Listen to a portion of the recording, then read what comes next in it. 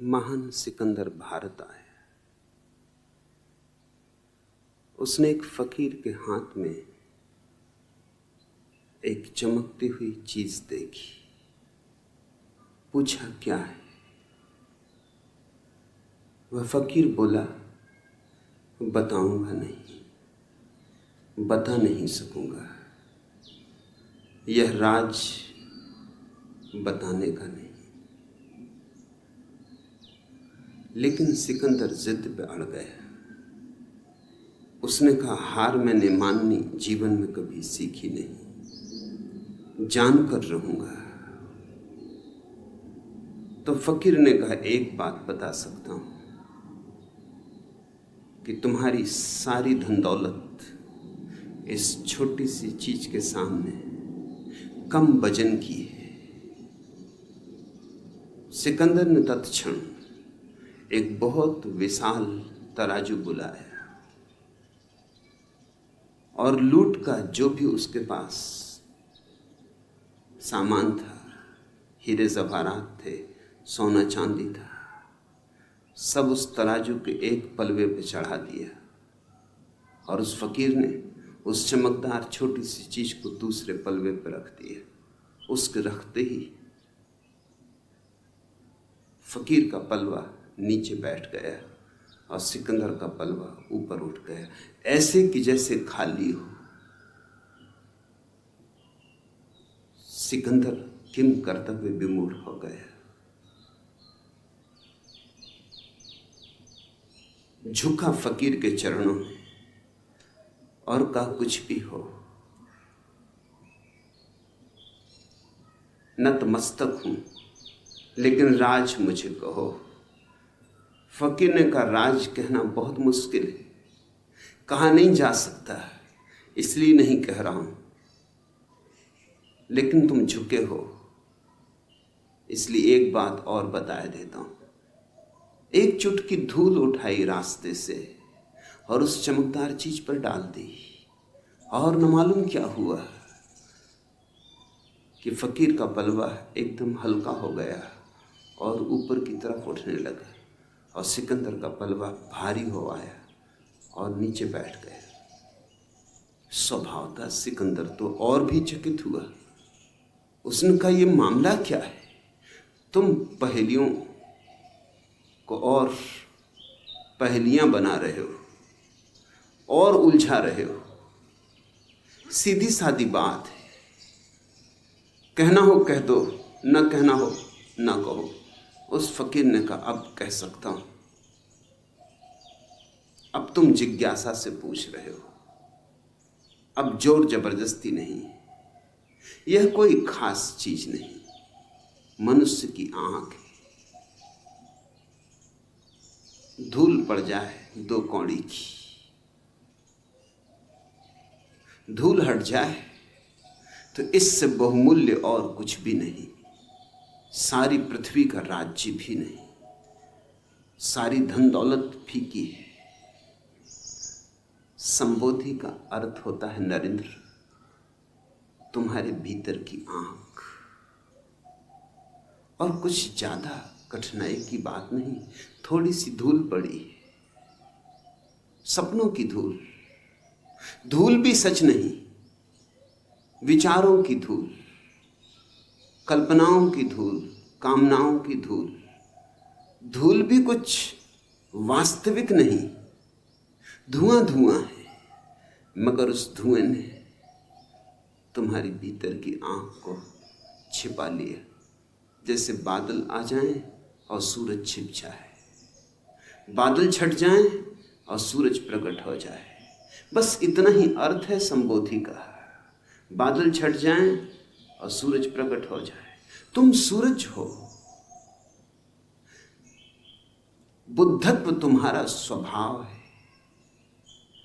मगर खूब तुमने बादल अपने चारों तरफ सजा लिए। न मालूम कैसी कैसी कल्पनाओं के बादल, न मालूम कैसी कैसी कामनाओं के बादल, जिनका कोई मूल्य नहीं, जो कभी पूरे हुए नहीं, जो कभी पूरे होंगे नहीं। मगर तुम उस सब से घिरे हो जो नहीं है और नहीं होगा, और उससे चूक रहे हो जो है और जो सदा है और सदा रहेगा। संबोधि का अर्थ होता है जो है उसमें जीना, जो है उसे देखना, जो है उससे जुड़ जाना। जो नहीं है उस पर पकड़ छोड़ देना। अतीत नहीं है और हम अतीत को पकड़े हुए, बीत गया कल हम कितना संभाल कर रखे हुए, जैसे हीरे जवाहरातों को कोई संभाले। राख है, अंगारा भी नहीं, अब सब बुझ चुका है। जैसे कोई लाशों को ढोए, ऐसा हमारा अतीत है। और या फिर हम भविष्य की कामनाओं में उलझे, सेक चिल्ली हैं हम, सोच रहे हैं ऐसा हो, ऐसा हो, ऐसा हो जाए। कितने सपने तुम फैलाते हो, कितने सपनों के जाल बुनते हो, और इन दो चक्कियों के पाटों के बीच जो दोनों नहीं है, अतीत नहीं है, नहीं हो चुका, भविष्य नहीं है, अभी हुआ ही नहीं, इन दो नहीं के बीच जो है वर्तमान का छोटा सा क्षण, वो दबा जा रहा है। इन दो चक्कियों के बीच में तुम्हारा अस्तित्व पिसा जा रहा है। अतीत से और भविष्य से जो मुक्त हो गया वह संबुद्ध है, वह बोधि को उपलब्ध हुआ, उसकी आंख खुली, उसकी आंख से धूल हटी।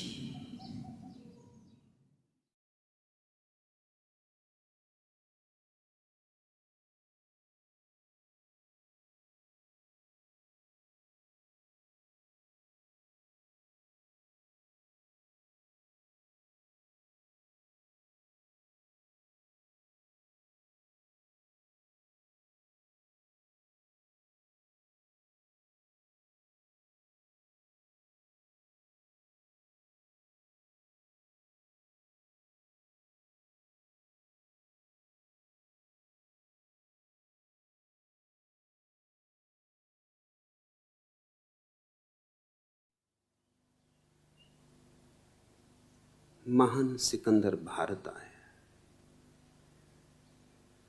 उसने एक फकीर के हाथ में एक चमकती हुई चीज देखी, पूछा क्या है। वह फकीर बोला, बताऊंगा नहीं, बता नहीं सकूंगा, यह राज बताने का नहीं। लेकिन सिकंदर जिद पे अड़ गया। उसने कहा, हार मैंने माननी जीवन में कभी सीखी नहीं, जानकर रहूंगा। तो फकीर ने कहा, एक बात बता सकता हूं कि तुम्हारी सारी धन दौलत इस छोटी सी चीज के सामने कम वजन की है। सिकंदर ने तत्क्षण एक बहुत विशाल तराजू बुलाया और लूट का जो भी उसके पास सामान था, हीरे जवाहरात थे, सोना चांदी था, सब उस तराजू के एक पलवे पे चढ़ा दिया। और उस फकीर ने उस चमकदार छोटी सी चीज को दूसरे पलवे पे रख दिया। उसके रखते ही फकीर का पलवा नीचे बैठ गया और सिकंदर का पलवा ऊपर उठ गया, ऐसे कि जैसे खाली हो। सिकंदर किम कर्तव्य विमूढ़ हो गया। झुका फकीर के चरणों में और कहा, कुछ भी हो, नतमस्तक हूं, लेकिन राज मुझे कहो। फकीर ने कहा, राज कहना बहुत मुश्किल है, कहा नहीं जा सकता, इसलिए नहीं कह रहा हूं, लेकिन तुम झुके हो, इसलिए एक बात और बताए देता हूं। एक चुटकी धूल उठाई रास्ते से और उस चमकदार चीज पर डाल दी, और न मालूम क्या हुआ कि फकीर का पलवा एकदम हल्का हो गया और ऊपर की तरफ उठने लगा, और सिकंदर का पलवा भारी हो आया और नीचे बैठ गया। स्वभाव था सिकंदर तो और भी चकित हुआ। उसने कहा, ये मामला क्या है? तुम पहेलियों को और पहेलियां बना रहे हो और उलझा रहे हो। सीधी सादी बात है, कहना हो कह दो, न कहना हो न कहो। उस फकीर ने कहा, अब कह सकता हूं। अब तुम जिज्ञासा से पूछ रहे हो, अब जोर जबरदस्ती नहीं। यह कोई खास चीज नहीं, मनुष्य की आंख है। धूल पड़ जाए 2 कौड़ी की, धूल हट जाए तो इससे बहुमूल्य और कुछ भी नहीं। सारी पृथ्वी का राज्य भी नहीं, सारी धन दौलत फीकी है। संबोधि का अर्थ होता है नरेंद्र, तुम्हारे भीतर की आंख। और कुछ ज्यादा कठिनाई की बात नहीं, थोड़ी सी धूल पड़ी, सपनों की धूल। धूल भी सच नहीं, विचारों की धूल, कल्पनाओं की धूल, कामनाओं की धूल। धूल भी कुछ वास्तविक नहीं, धुआं धुआं है। मगर उस धुएं ने तुम्हारी भीतर की आंख को छिपा लिया, जैसे बादल आ जाएं और सूरज छिप जाए, बादल छट जाएं और सूरज प्रकट हो जाए। बस इतना ही अर्थ है संबोधि का। बादल छट जाएं और सूरज प्रकट हो जाए। तुम सूरज हो, बुद्धत्व तुम्हारा स्वभाव है। मगर खूब तुमने बादल अपने चारों तरफ सजा लिए, न मालूम कैसी कैसी कल्पनाओं के बादल, न मालूम कैसी कैसी कामनाओं के बादल, जिनका कोई मूल्य नहीं, जो कभी पूरे हुए नहीं, जो कभी पूरे होंगे नहीं। मगर तुम उस सब से घिरे हो जो नहीं है और नहीं होगा, और उससे चूक रहे हो जो है और जो सदा है और सदा रहेगा। संबोधि का अर्थ होता है जो है उसमें जीना, जो है उसे देखना, जो है उससे जुड़ जाना। जो नहीं है उस पर पकड़ छोड़ देना। अतीत नहीं है और हम अतीत को पकड़े हुए। बीत गया कल, हम कितना संभाल कर रखे हुए, जैसे हीरे जवाहरातों को कोई संभाले। राख है, अंगारा भी नहीं, अब सब बुझ चुका है। जैसे कोई लाशों को ढोए, ऐसा हमारा अतीत है। और या फिर हम भविष्य की कामनाओं में उलझे, सेक चिल्ली हैं हम, सोच रहे हैं ऐसा हो, ऐसा हो, ऐसा हो जाए।